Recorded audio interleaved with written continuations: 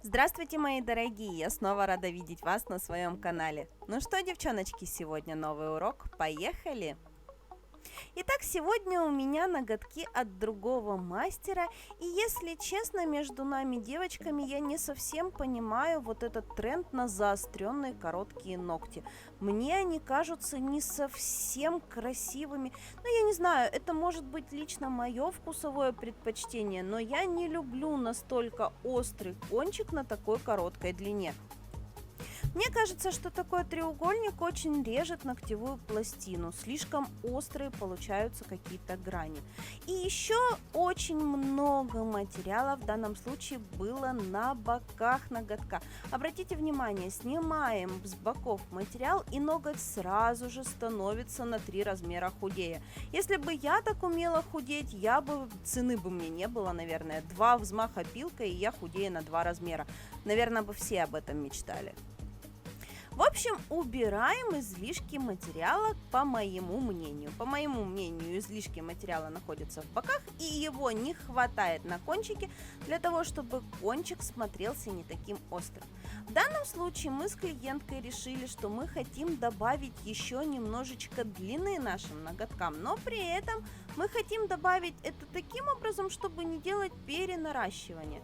То есть мы возьмем полигель, полиматериал, на воздух вытянем еще буквально там 3-4 миллиметра длины, у нас получится та длина, которую мы хотим. Мы этим же материалом добавим ширину на кончике, у нас уберется этот треугольничек. И этим же материалом мы выложим боковую арочку ногтя, у нас получится красивый худенький ноготок, потому что бока мы этим материалом закладывать не будем. Итак, как обычно подготавливаем ноготок. Нанесли праймер, нанесли базовый гель, берем полигель и раскладываем его именно с учетом тех моментов, о которых я вам уже сказала. В районе кутикулы, в районе боковых валиков материала у нас минимум, его там практически нет. А вот в длину, на кончике, для того, чтобы поднять и выровнять наш ноготочек, в ширину нашего ноготочка материала мы даем довольно-таки много. В данном случае тот объем материала, который я взяла изначально, мне не хватило. Мне пришлось добавить еще капельку и донести, разместить его на весь ноготочек. Обратите внимание, я не просушивала предыдущий материал, я все делаю в один слой.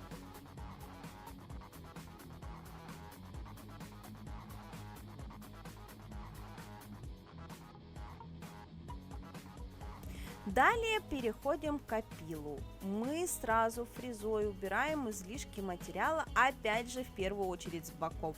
Делаем худой ноготочек, не делаем его пузатеньким, делаем худеньким. Весь материал, который мы убираем с боков, мы сводим в верхнюю арочку. И потом уже с пилочкой доработаем это все, поднимем клюнувший ноготочек снизу, выровняем полностью поверхность, и у нас получится тот ноготь, о котором мы мечтали. Ну, правда, кто мечтал, кто не мечтал, может, кто-то мечтал, конечно, о других ногтях, может, кому-то все-таки нравятся такие треугольники.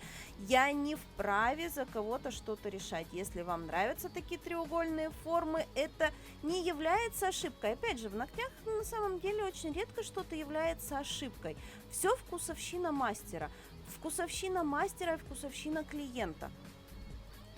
Если есть любительницы таких ногтей, то ради бога, я за вас рада. Давайте порадуемся вместе. Но, к сожалению, на моем канале таких ногтей не будет, потому что я не являюсь их поклонником. Итак, мы пилили полностью все ноготочки, они у нас ровненькие, они у нас звенят, они у нас тонкие, хрупкие, очень красивые. И на такие хрупкие, красивые ноготочки не хватает хрупкого, красивого дизайна. В данном случае мы будем рисовать бабочек. Бабочек будем рисовать дымных, полупрозрачных. Для того, чтобы сделать дымный полупрозрачный оттенок, мы смешали белую красочку с финишным покрытием. добились вот такого вот полупрозрачного цвета. И именно им начинаем создавать подмалевок для своей будущей бабочки. Бабочка у нас будет в геометрии, то есть мы соединим тренды этого сезона: геометрия, бабочки, нежность, жесткость геометрических линий. В общем, все вместе будет у нас в одном дизайне.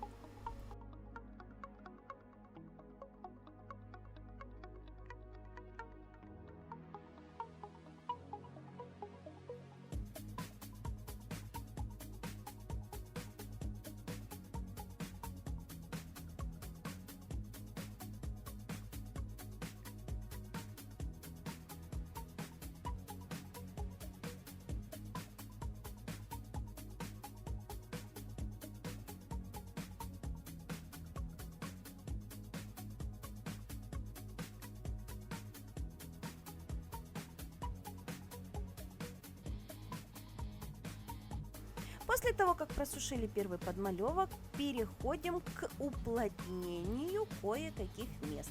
То есть те места, которые будут смотреться плотнее, те места, которые будут выглядеть белее за счет того, что они более плотные, они будут выглядеть объемнее, они будут смотреться более находящимися на переднем плане.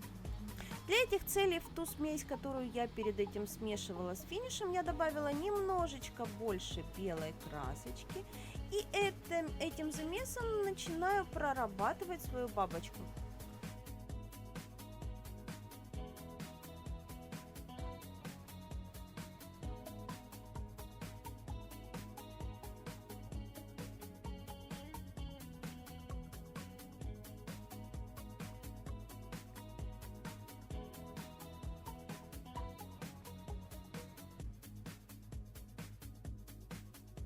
Далее еще белее цветом высветляю самые-самые-самые кончики.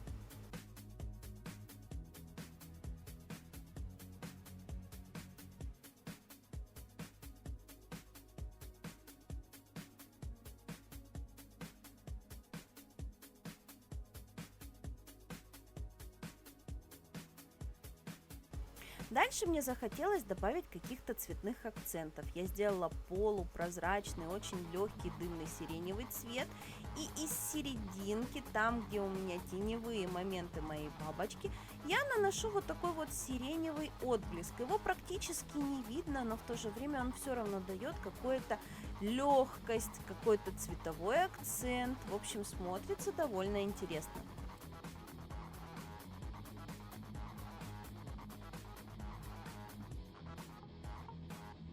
Ну а для того, чтобы окончательно углубить нашу бабочку, я беру сиреневую красочку плотненькую и очень-очень тоненько ее растушевываю. Получается такая себе немножечко грязючная тень. Тоже довольно-таки сильно добавляет объем.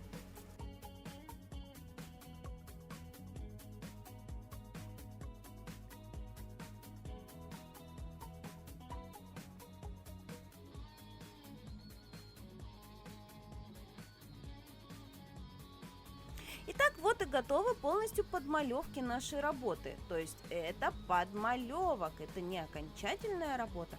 Мы перекрываем ее финишным покрытием для того, чтобы разделить на слои и для того, чтобы нам было легче и проще рисовать тонкие линии. Потому что по финишу красочка скользит намного удобнее и линия получается такая, которая необходима. Кстати, вот здесь видно, что где-то там в промежутках всей этой работы мы еще на края бабочки нанесли смешанный с финишем желтенький пигмент. Ну, вернее, не желтенький, а такой с золотым отливом. Если видите, крыло бабочки немножечко бликует в золото. Тоже вышло довольно интересно. Мы же тем временем прорисовываем бабочку, очерчиваем еще раз нашу геометрию и добавляем дополнительных геометрических линий под присыпку акриловой пудрой.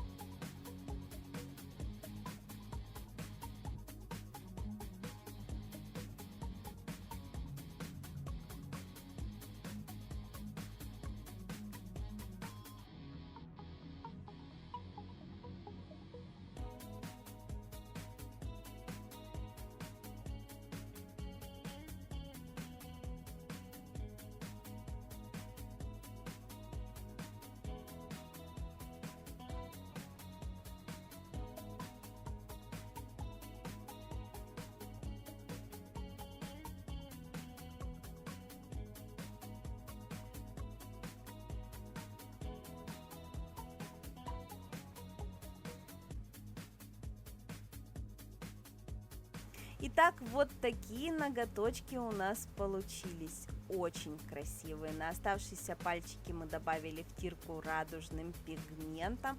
Получилось безумно здорово.